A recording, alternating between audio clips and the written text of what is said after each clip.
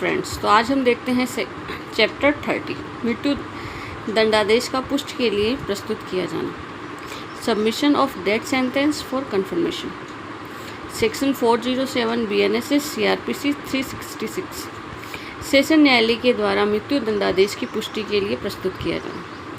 तो जब सेशन न्यायालय कोई मृत्यु दंडादेश देता है तब कार्यवाही तुरंत जो है वो उच्च न्यायालय को प्रस्तुत की जाएगी और दंडादेश जो है वो तब तक निष्पादित नहीं किया जाएगा, तब तक एग्जीक्यूट नहीं किया जाएगा जब तक कि उच्च न्यायालय के द्वारा उसे पुष्ट न कर दिया जाए। ठीक है, उच्च न्यायालय के द्वारा कन्फर्मेशन दी जानी आवश्यक है।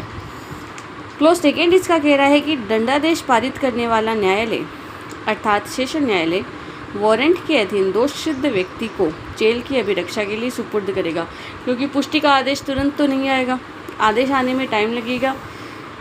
तो उस टाइम ड्यूरेशन में दोषसिद्ध व्यक्ति को कहाँ रखा जाएगा? जेल की अभिरक्षा में रखा जाएगा, जेल की अभिरक्षा में सुपुर्द करेगा। क्लोज सेक्शन 408 BNSS CRPC 367 अतिरिक्त जांच किए जाने के लिए या अतिरिक्त साक्ष्य लिए जाने के लिए निर्देश देने की शक्ति, ये पावर किसकी है? हाई कोर्ट की।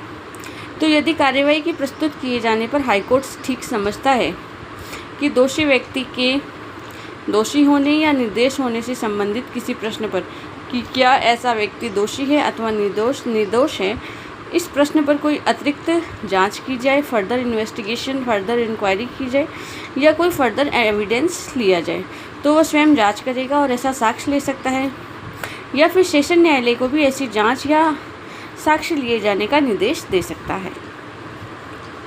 आगे क्लोज है कि जहां उच्च न्यायालय ने ऐसा कोई निर्देश नहीं दिया है, उच्च न्यायालय के पास मामला आया है पुष्टि के लिए, उसने ऐसा कोई निर्देश नहीं दिया है, तो जो दोषसिद्ध व्यक्ति है उसको जांच किए जाने या साक्ष्य लिए जाने के समय उपस्थित होने से अभिमुक्ति प्रदान की जा सकती है। फिर ऐसा दोषसिद्ध व्यक्ति बाउंड नहीं है, क्योंकि हाईकोर्ट ने स्वयं ने ही इस मामले में कोई संज्ञान नहीं लिया है, तो ऐसे व्यक्ति को उपस्थित होने से अभिमुक्ति प्रदान की जा सकती है। क्लोज 3 है कि जब जांच या साक्ष्य उच्च न्यायालय के द्वारा नहीं किया गया है या नहीं लिया गया है, ठीक है, हाईकोर्ट ने न तो कोई जांच की है नहीं कोई फर्दर एविडेंस लिया है, तो ऐसे जांच या साक्ष्य का परिणाम जो है वो प्रमाणित करके उस न्यायालय को भेजा जाएगा। तब लोअर कोर्ट्स ने, सेशन कोर्ट्स ने जो जांच और इन्वेस्टिगेशंस की थी उसका जो परिणाम है जिसके आधार पर उसने किसी अभियुक्त व्यक्ति को मृत्यु दंडादेश दिया है वो हाई कोर्ट को भेजा जाएगा। सेक्शन 409 CRPC 368 दंडादेश को पुष्ट करने या दोष सिद्धि को बातिल करने की उच्च न्यायालय की शक्ति। अब उच्च न्यायालय की क्या क्या पावर है? तो हाई कोर्ट जो है 407 में जो मामला उसके पास आया है उसमें या तो ऐसे दंडादेश को कन्फर्मेशन दे सकता है या फिर विधि के अनुसार कोई अन्य दंडादेश दे सकता है। मे confirm the sentence or pass any other sentence warranted by law. ठीक है, क्लोज सेकेंड इसका कह रहा है खंड ख कि ऐसे दोष सिद्धि को बातिल कर सकता है, ठीक है, रद्द कर सकता है और अभियुक्त को किसी ऐसे अपराध के लिए दोष सिद्ध कर सकता है जिसके लिए सेशन न्यायालय उसे दोष सिद्ध कर सकता था।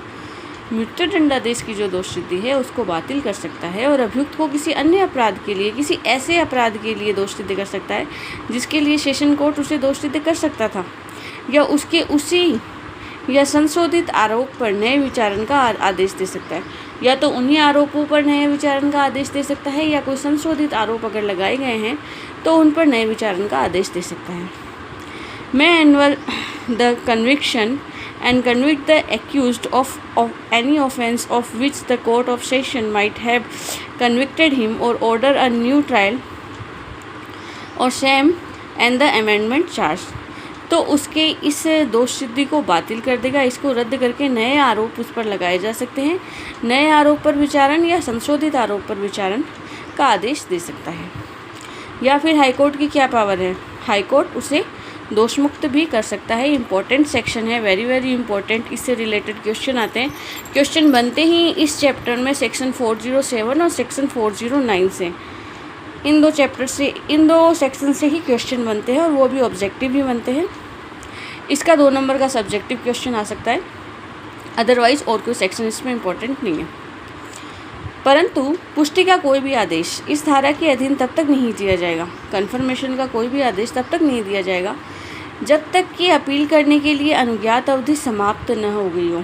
भाई एक्यूज्ड का राइट है कि वो अपील में जा सकता है अपने डेथ सेंटेंस के खिलाफ, तो जब तक कि ऐसी अवधि समाप्त नहीं हो गई है या फिर एक्यूज्ड ने अपील कर रखी है और उस अपील का निपटारा नहीं हो गया है, उसके पश्चात ही दंडादेश की पुष्टि किए जाने का आदेश दिया जाएगा, मृत्यु दंडादेश की पुष्टि का।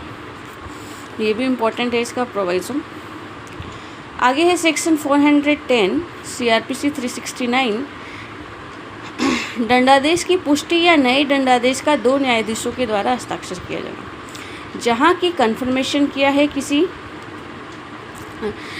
दंडादेश का, ठीक है, या फिर कोई नया दंडादेश दिया गया है, तो इसमें उच्च न्यायालय के द्वारा पुष्टिकरण किए गए या दिए गए किसी भी नए दंडादेश में कम से कम 2 न्यायाधीश के द्वारा वो दंडादेश जिसकी पुष्टि की गई है उसे हस्ताक्षरित किया जाएगा। शॉर्ट क्वेश्चन बनता है, कितने न्यायाधीशों की आवश्यकता होती है? 2 न्यायाधीशों की। यदि ऐसे न्यायालय में 2 या अधिक न्यायाधीश हैं तो उनमें से कम 2 न्यायाधीशों के द्वारा पारित और हस्ताक्षरित किया जाएगा। आगे है सेक्शन 411 CRPC 370 मतभेद की दशा में प्रक्रिया।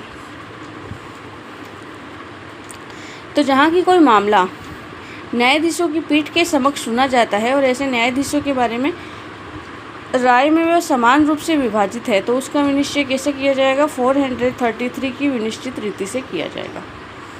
मामले में 2 न्यायाधीश राय में विभाजित हैं समान रूप से, 2/2 का रेशियो आ रहा है, तो इसमें 433 सेक्शंस के अनुसार उपबंधित रीति से कार्य किया जाएगा।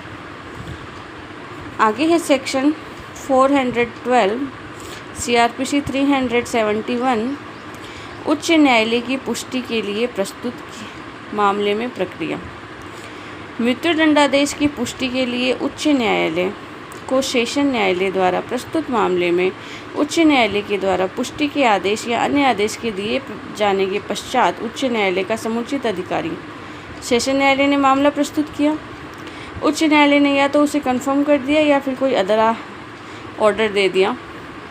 तो ऐसे दिए जाने के पश्चात उच्च न्यायालय का जो समुचित अधिकारी है वो बिना विलंब के क्या करेगा?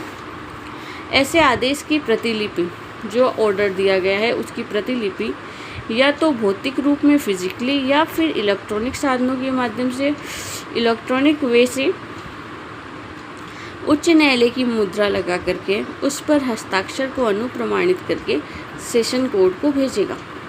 जहां सेशन ने मामला उच्च न्यायालय के समक्ष पुष्टि के लिए भेजा है, उच्च न्यायालय ने या तो उसे पुष्ट कर दिया अथवा उस पर कोई अदर ऑर्डर दे दिए, कोई अन्य आदेश दे दिया, तो उसकी जो प्रतिलिपि है उसे या तो फिजिकली भेजा जाएगा या फिर इलेक्ट्रॉनिक माध्यम से भेजा जाएगा।